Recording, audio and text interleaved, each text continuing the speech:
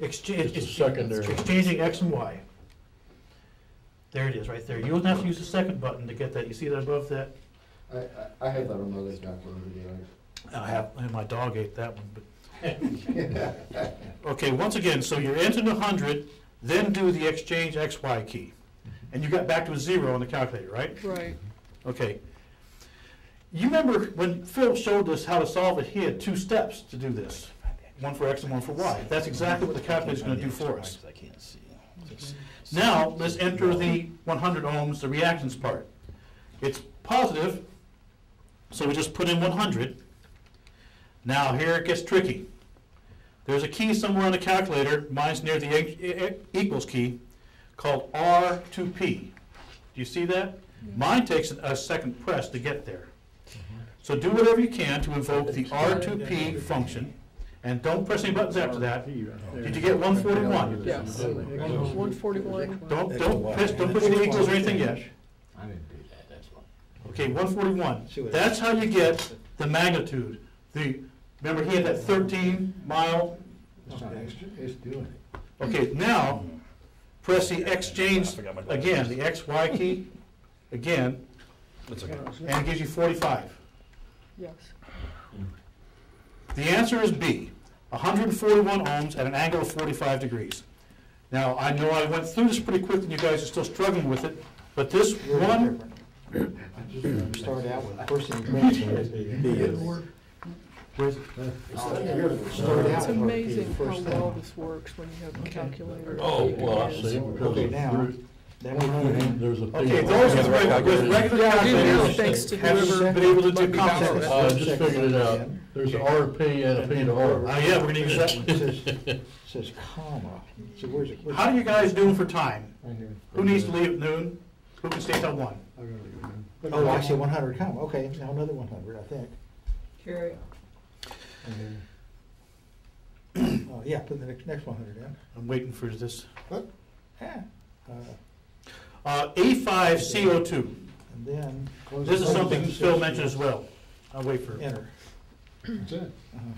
Got it? Yeah, it's a different, it's a different sequence. We start with vertical. More key strokes. That's what it is. Buy the calculator and anyway, you learn how to use it. It's the same. Okay, Slow down. So just out of curiosity, what is the R to P? rectangular to polar. Rectangular to polar. Yeah, that's what I needed to see. Okay. E5CO2, second question down on the question pool, page 21. Look at this. It's got a 100 ohm reactance inductive, a 100 ohm reactance capacitive, and a 100 ohm resistor. What happens when the inductive and capacitive reactances are the same? They cancel out. So and remember the waveform that Phil drew? There is 0 phase angle here. Okay, E5CO3 is the same as problem E5CO1. We're going to skip that for now, but you work that question the same way. I've worked all these questions and written them down so that hopefully I went through and tested them. But if you do find a problem, an error on one of these, please let me know. Okay, let's go on to, okay, on page 5 of my notes, and page 21, ooh, 21? Thank you. Now we're going to get kind of rough. This is going to be tricky. There are a couple of questions in the question pool where they talk about these components, reactors as being in parallel. We are going to introduce some new terms. Impedance was, like Louis said, like resistance. It impedes the flow of electrons. The inverse of impedance is called admittance. It encourages the flow of electrons. Okay. The manual has a really good description of this. This is the exact problem. E5CO5 is exactly the same example as page 423, example 416. First, convert the impedance values into admittance, which are Y. I'm drawing this down for you now. So we have 400 ohm inductor, 400 ohm reactance inductor in parallel with a 300 ohm resistor. So put the value 300, I'm sorry, 400, well, it doesn't matter. Let's do the resistor first. 300, now you have a key there called 1 over X. That's the invert. Some of them do.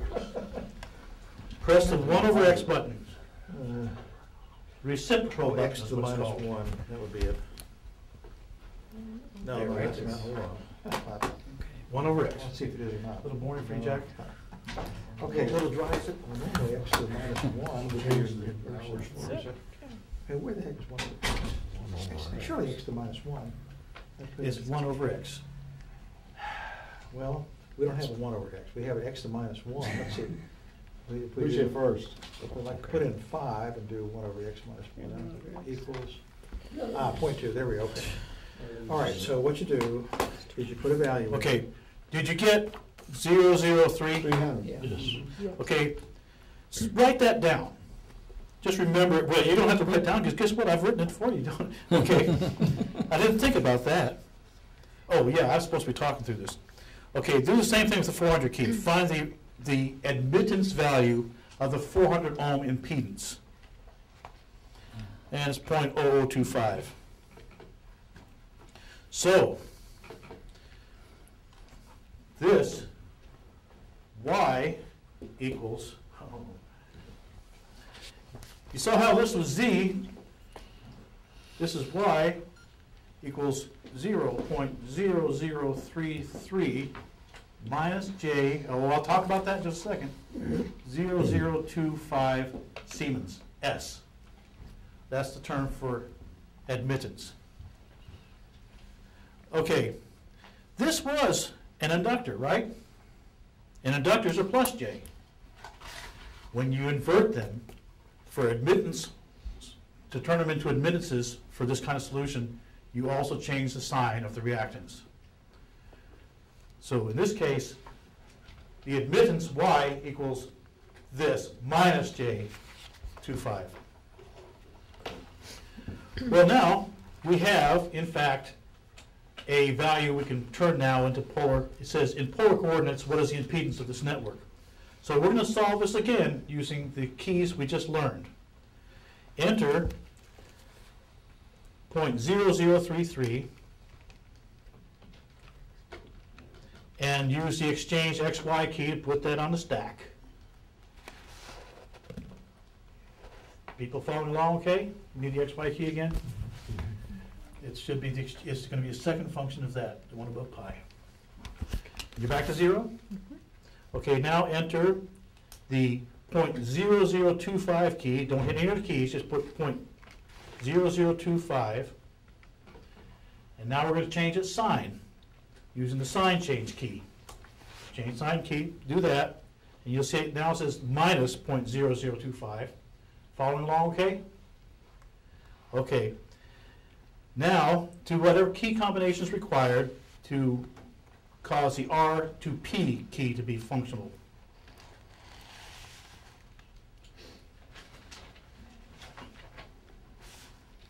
When you do that correctly, your first result is 0.00414, something like that. Okay, now you hit the exchange XY key again, and you get minus 37. It's all in this paperwork here. Okay, the polar representation of this impedance now is Y equals 0.00414 at minus 37 degrees. Well, that's not very helpful to us. Enter 0.00414 and use the reciprocal key again to turn this back into an impedance from an admittance. So hitting the 1 over X key, and you get about 241 or something like that. Now the thing is, you don't have to invert, you don't have to change the angle, you have to change the sign to turn admittance back into impedance. So now we have a Z of 241 or whatever. Again, we're flipped back to plus J of 37 degrees. at an angle, okay, this is really supposed to be angle 37 degrees. The tricky part about this is that when you're combining inductances and reactances, I can't understand this thing. when you're putting inductances and reactances, and we put reactances in parallel, you have to change them to admittances before you get done. And then to answer the question in terms of impedance, you have to flip them back over. That is probably one of the most difficult questions on this entire thing. If you'll practice that, there's a few more. All the rest, there's one more in parallel. E5C07. And I've written down here also how to solve that using a calculator. I'm not going to do it now, but this is for your homework. You're going to do this at home. So run through these. Okay, I'm going to give Ken a quick introduction to, let's see here. Well, Ken, you'll just read this when you get home. Yeah, right, Okay, I will. And it was quite a help. I looked over your sheet before, good. and it takes just a little time, but with my calculator, it worked like a glove. Fit like a glove or work like a clock, right? Yeah, and this thing's 20 years old. Yeah. So it doesn't have anything after it but an X on the TI-38. Okay, so I'm not going to do 7. Let's go to page 7 of my notes. And we're on page 21 of the question pool. E5C08. Okay, you guys do this on your own. Please try to follow my instructions there without me talking and see if you can come up with the same answer, B. Huh? No, I said, what if I had my glasses? You should remember to wear your glasses to the exam. Oh, I don't think glasses are allowed in the exam. No, that was the initiation. Oh, I see. Yeah. Oh, yeah, there is an extra initiation. They didn't tell you about that? Okay. It's traumatic, but you will get over it after a couple of years. I'm kidding, Ken. I didn't hear the first part of it. Okay. I was waiting for the punchline. You guys with calculators, tried it? Oh, no, I'm following along, Okay. with the calculator. Did you get okay? COA. Did it work for you? Yeah. You got it, Lloyd? A little bit. I'm gonna work on it. I'll work on it. I'm retarded. I can do a lot. So, are y'all gonna cover any deep, dark secrets? I'm gonna miss out anything, cancel out my appointments or stay? No, the part that's going to be the last page. Well, pages 10 and 11 are what I'm going to hit on next. Actually, 9, 10, 11. I think that this is going well. My write-up, I think, is sufficient for you to handle the ones I don't go over personally. And I don't want to just have a lot. We've identified about maybe, what, 25% of you guys have calculators which aren't going to follow this routine. And so you're going to need to just work your calculator into how this works. But these keystrokes will explain how it works. Sure. How many of you now have finished that question and got 141, well, no, 500 ohms at an angle of 37 degrees? Everything okay there? Louis, how are you doing? I have it figured out in the I just read through it before I started, when the exam started. Lloyd had it figured out in his head. Yeah. I did know the question. I've seen it on the test. Yeah. You wouldn't do that to me, would you? I haven't found the exchange key yet.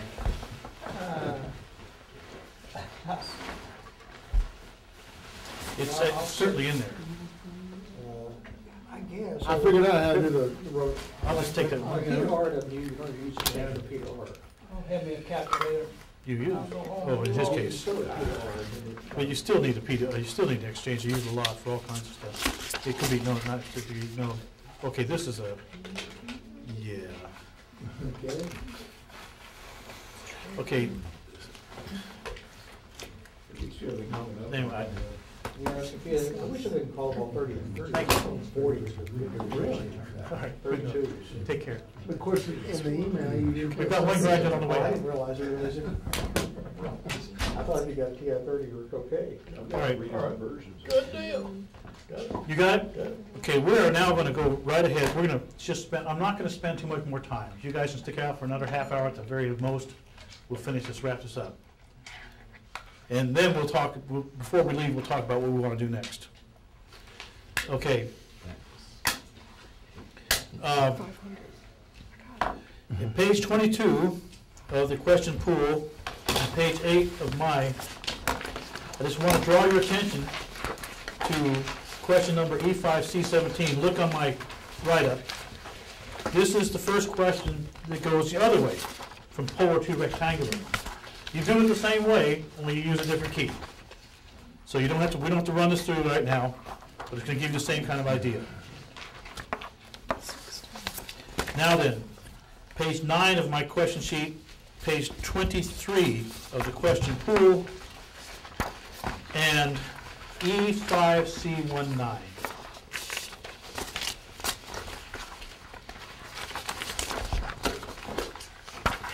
Well, let's go to the one right above it, E5C18. This is what Phil was talking about with the graph. You know where it says here, you've got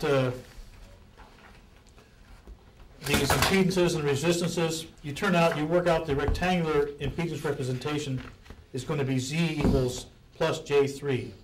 It's got 4 ohms of inductive reactance, that's plus J. 1 ohm of capacitance reactance, that's minus J. That gives you a net of plus 3J. And it's just asking you, well, okay, what is the impedance, blah, blah, blah. This is the same one we've done.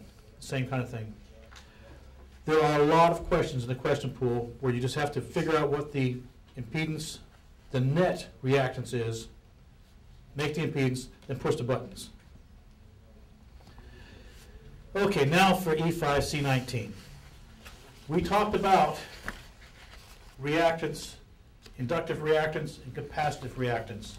Up to this point, every question they've given you, they've supplied the reactance for you. You have not had to calculate it. Here are two more formulas you need to memorize. And well, I'll just draw them up here, but the first one is finding capacitive reactance. The reactance, like I said, is different at different frequencies. So X sub C equals 1 over 2 pi F frequency times the capacitance. This one was actually my light bulb. Yep, good. X sub L is simply 2 pi F sub C L. There's got an eraser for that, don't you?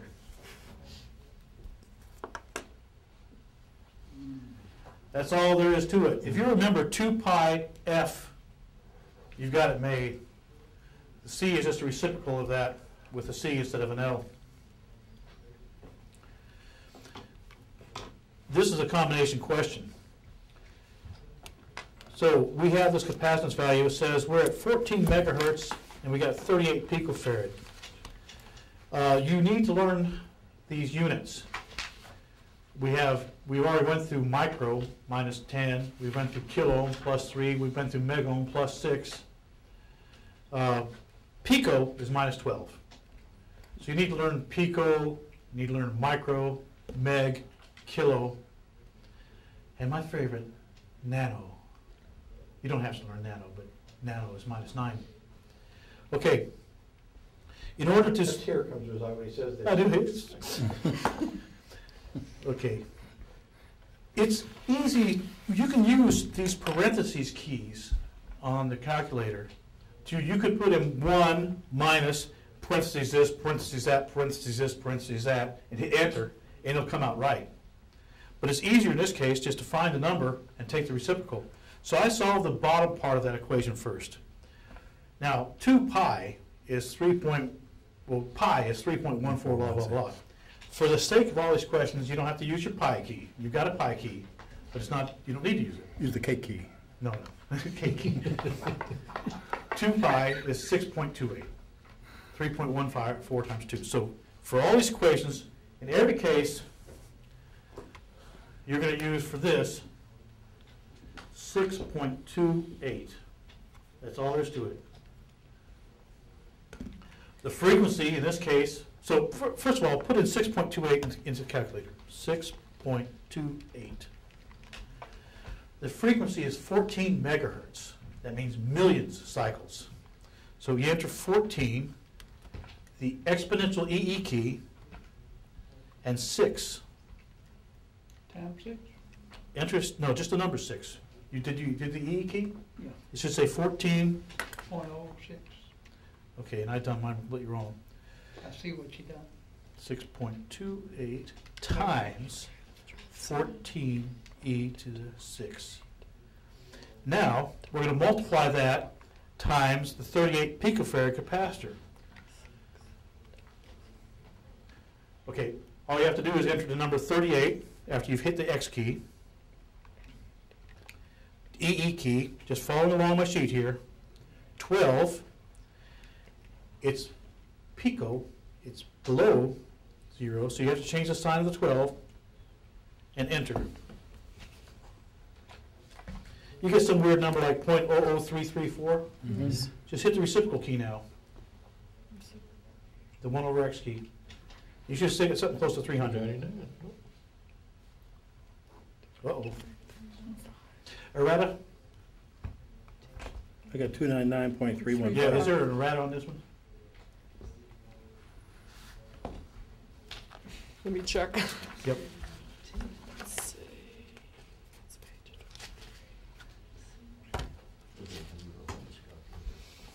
I think I did a math Not problem. for, not for 420. Okay, I've done it wrong. The answer is 300. That's what I got, too. I got 299. 299.315, a little. Okay, now then, these are the points we're trying to find on the graph. Okay. Which was different? Oh, down here, where I have 400, that should be 300.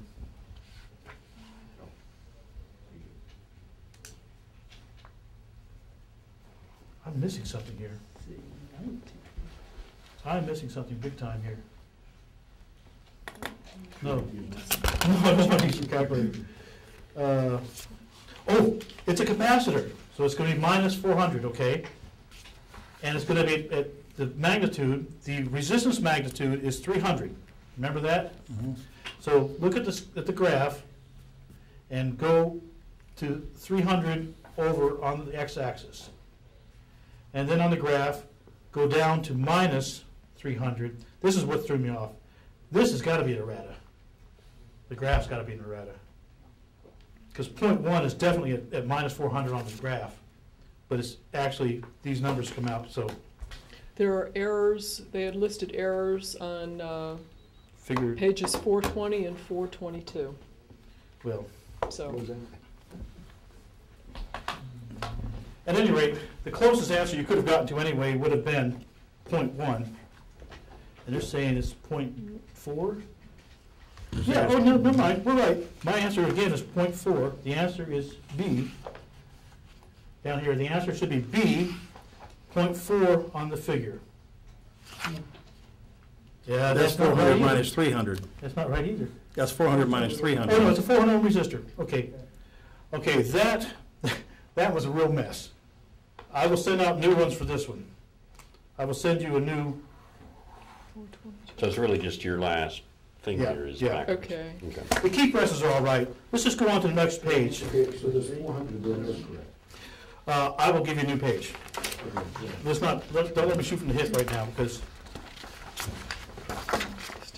go to page 10 of my list, of my sheet, and we're going to work now on E5C20. And hopefully I didn't have this messed up. I did, like I say, I went through them and checked them, but that probably was when I was just waking up. So once again, we have to solve the equation for reactance.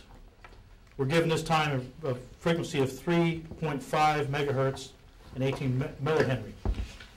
So follow the keystrokes, if you will, please, and enter these solve this equation and get to the point where you result in about 396 ohms. So please go through steps and tell me when you're done.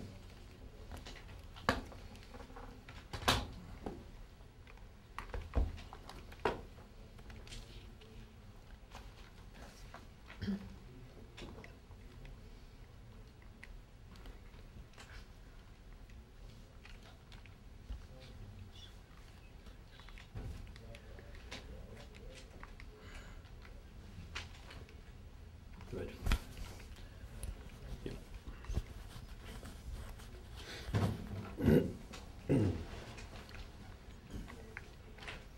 Cover my paper. Sure.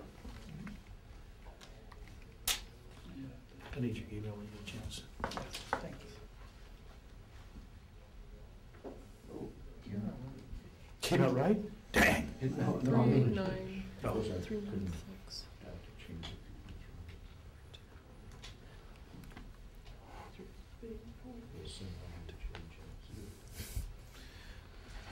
how are we doing, folks? I got it. Got it? Okay, now, 396.2.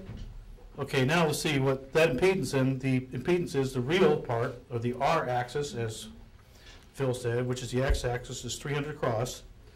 So you go to 300 across, and it's an inductor, so it's going to be above the X axis, and it's by 396. Well, it looks like it's going to be up there. That's it, 0.3. You see how that worked? Yeah. I was hoping the other one would work too. But N for FTV at, yeah, okay, there's no dash at Yahoo, just Yahoo.com. just Yahoo, no dash there? No, I don't know how I got that. Okay, good enough. Does it, everybody else, I've got your email right, and I'll send you a errata for that sheet. Those two formulas, to me, are even better than nano. Those two formulas, with this, you can make things resonate, you can make filters. If you have these and an oscilloscope and a signal generator, you can have a lot of fun. Those are used, those equations are used for everything in the front end of radio, for tuned circuits. You might have a solid state radio that does all this intermediate frequency stuff all internally by DSPs and all that. But somewhere along the line, you've got to have coils and capacitors there to make it all work. You see, 50 years ago, normal kids were having fun playing baseball, and Dave and I were having fun with 2 pi FL. Yeah, That's what happened to us. that's what happened. Not with direct sampling, digital radio, you don't need qualifications. Wait. Okay, We have that on video now. that's all right. I have no pride at this moment. I want to draw your attention now, just quickly, to page 11. And on page 24 of the question pool, E5C23. I want you to see this question and its solution simply because it actually requires you to calculate the reactance of a capacitor and calculate the reactance of an inductor, see which one's bigger, and then go forward. So this was, the only thing different about this is you've got to make 2 calculations to find the reactance. But you'll find that all these fall into line as you go on. Now then, are there any serious questions that I can help out real quickly with? I'm glad to hear that. Please do practice these. And my email address you have, if you have questions about this or discover further errors, please let me know, because I plan to refine this for future classes. I don't think this would work in my pocket. Well, I think doesn't this manual change? That's why you write it out. I think this manual is over this year. And Yes. And then you oh, go no, but I'm down. gonna keep updated. Okay. Okay, got me The for question school. pool doesn't change that much. Okay. It really doesn't. This was all I intended to do. Phil was kind enough to come in there and really do an excellent job to, I think, put it together for me better than it's ever been. We have the Shaw room reserved for next Saturday. It's a small room. It can only hold 8 or 9 people. I know you wouldn't be available to that. But, you know, I'll be here then. well, I'm pretty much done. We have the 21st which is the chew and chat day, and I've got this room reserved again. I probably won't be available that day. so. And we have the 28th, which is the end of the month. I have this room again. I'm pretty much done. Phil was going to go on to the next part of these math questions, reactive power and power factor. My point was, feeling is that if you're going for extra, you're going to learn the math. You already know Ohm's law. You can do the basic equations. Nobody should hold your hand there to help you with power factor, the basic equations. The thing that I've discovered in my 4 years of trying to present this is that people didn't know how to enter the complex arithmetic stuff in the calculator. That was the point of this particular meeting, and we had an extra benefit. That's about it.